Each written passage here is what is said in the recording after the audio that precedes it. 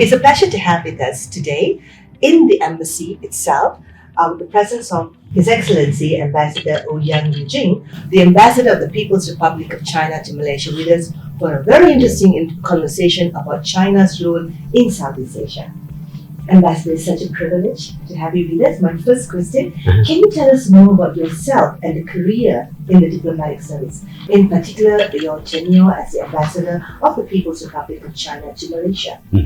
Actually, I was appointed the ambassador of the People's Republic of China to Malaysia at the end of the 2020.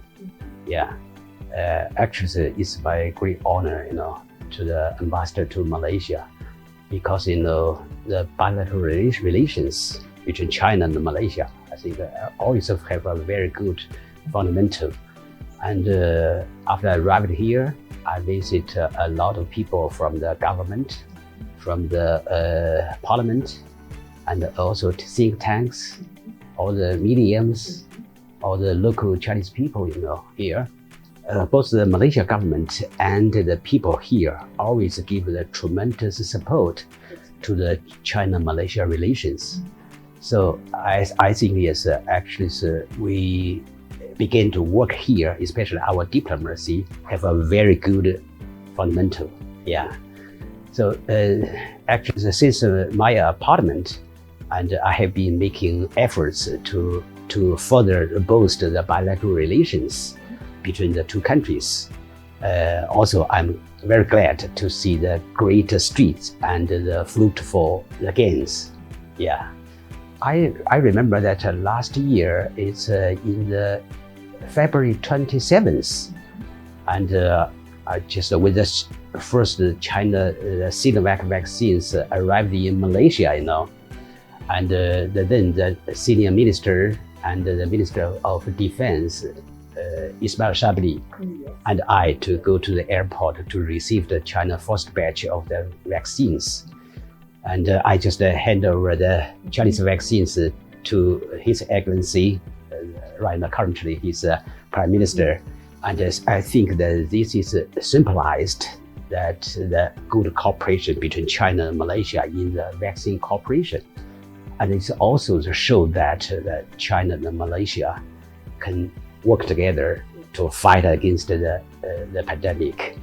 And also the Chinese vaccines provided to Malaysia and helped Malaysia to carry out the immunization programs in Malaysia. Yeah. So from then on that, I have further witnessed China and Malaysia working together on the road to fight the pandemic and recover the economy. Yeah. Which made me actually deeply acknowledge that China and Malaysia really are good neighbors, good friends, and good partners. Yeah, we all see that also we are good brothers. Yes. And actually, just this month, on the 11th and 12th, the Chinese State Councillor and Foreign Minister Wang Yi to visit Malaysia, have an official visit here.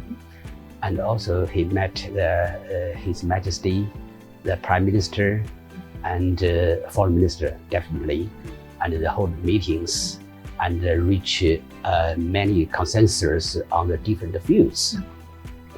As the State Councillor and the Foreign Minister Wang Yi said that we always view the China-Malaysia relations as a priority, and we always view the China-Malaysia relations from the strategic and the long-term perspective.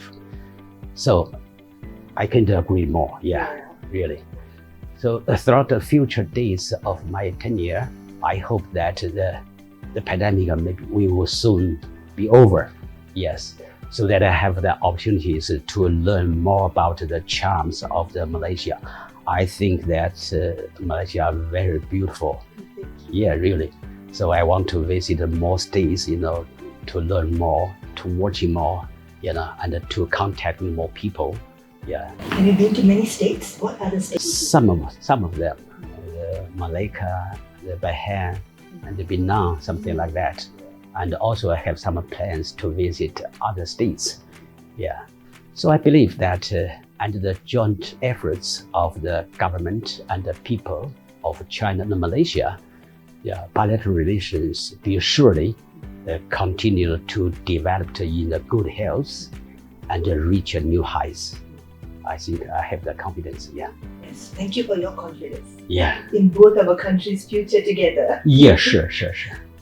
Your Excellency, China is ASEAN's largest trading partner, and in 2021, total volume of trade in goods between the two reached $878.2 billion, a year-on-year increase of 28.1%.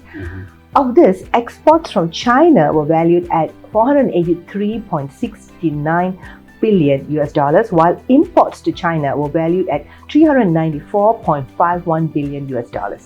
What areas of trade are the strongest between ASEAN and China, and where do you see the biggest opportunities for growth? Yes, you are right. Yeah, China has been ASEAN's largest trading partners for 13 consecutive years since 2009. Yeah, in 2021, the China-ASEAN trade hit a new high of the $878.2 billion, accounting for the 14.5% of the China's total foreign trade. Yeah. Meanwhile, ASEAN has been China's last trading partners for the last 2 years. As trade structures between the two sides continue to be optimized, and industrial chains and supply chains are connected more closely. Yeah, with agricultural products, mechanical and electronic products being the most traded goods. Yeah. China and ASEAN complement each other well.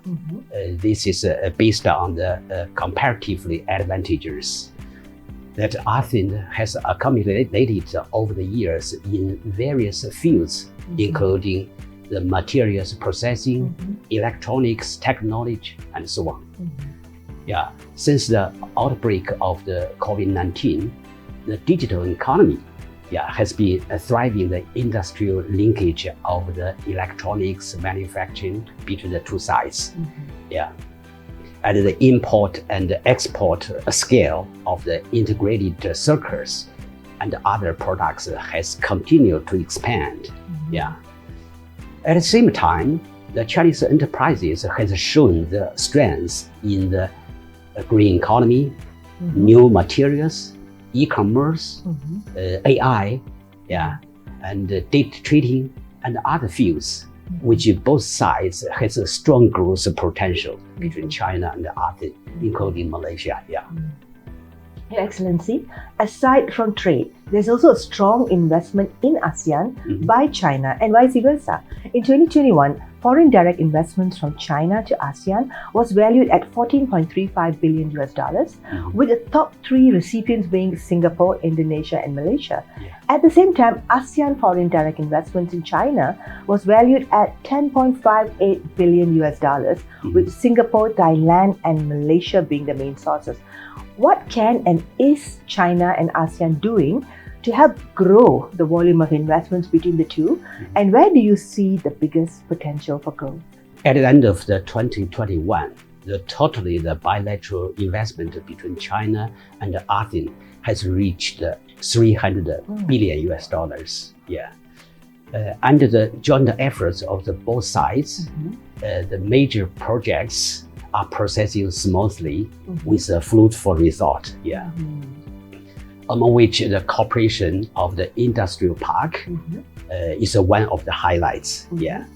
The Chinese enterprises has established the economic and the trade cooperation zones in many countries, such as Thailand, Indonesia, and Vietnam. Yeah. They are playing a very important roles in developing the local economy. Yeah. Among others, the China-Singapore Suzhou Industrial Park and the two-country twin parks in the Indonesia, in the Malaysia has become the cooperation landmarks. Yeah. In the future, both sides will continue to deepen the China-ASEAN economic and trade cooperation, forge ahead to build a closed China-ASEAN community of the shared future. and prepare to the investment growth in the both sides.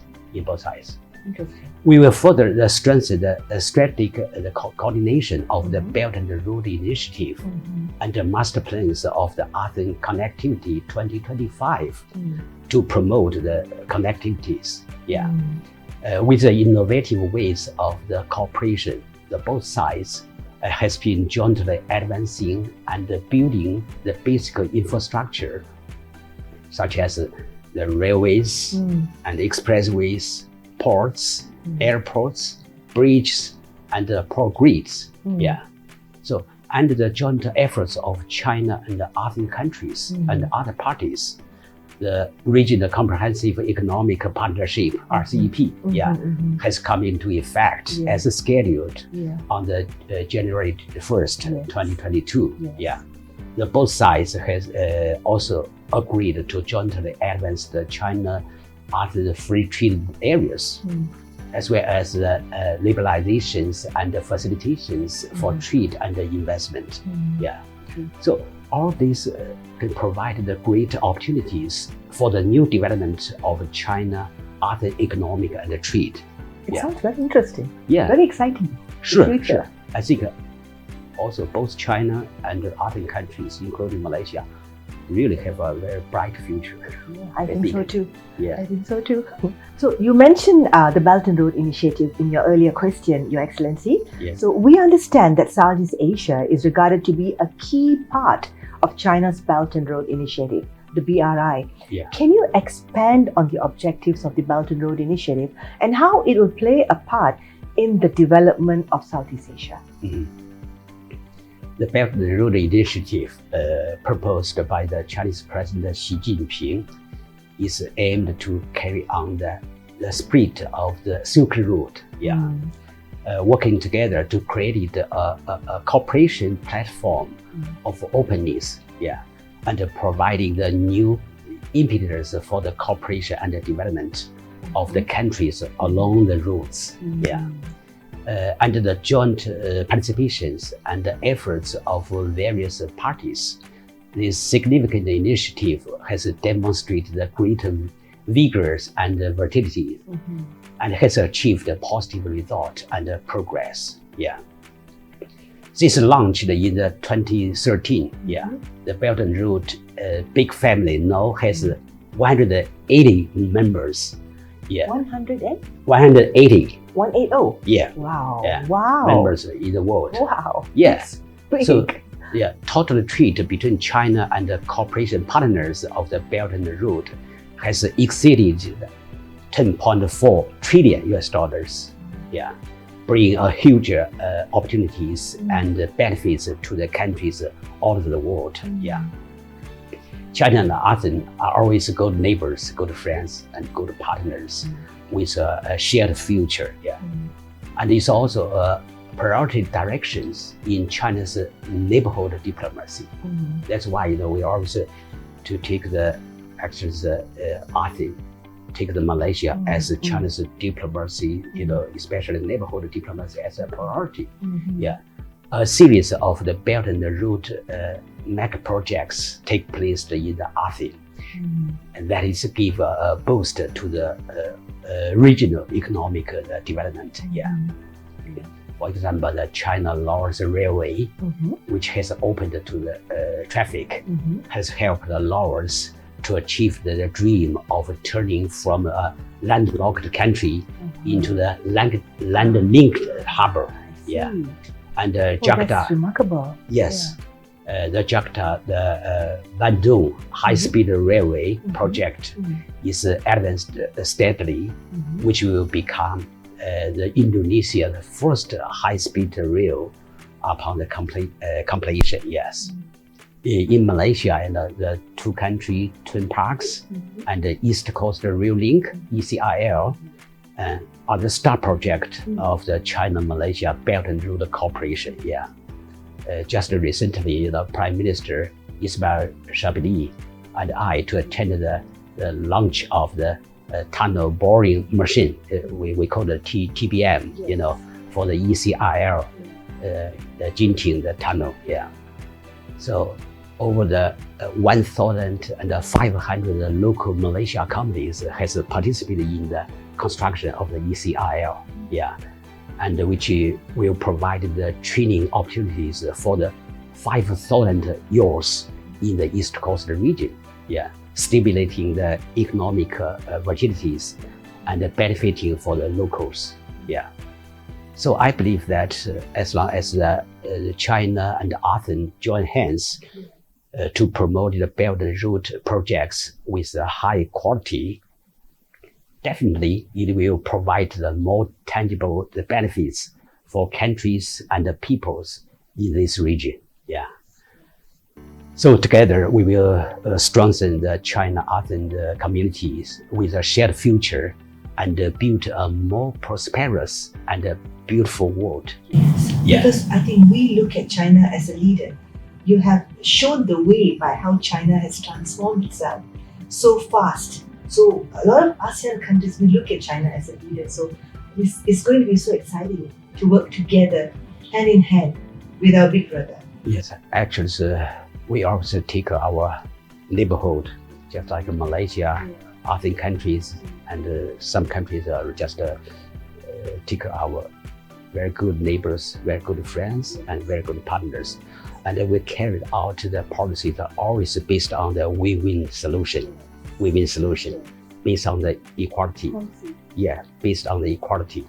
And meet any issues or the problems, we just to negotiate, we just to discuss about things on the equal base.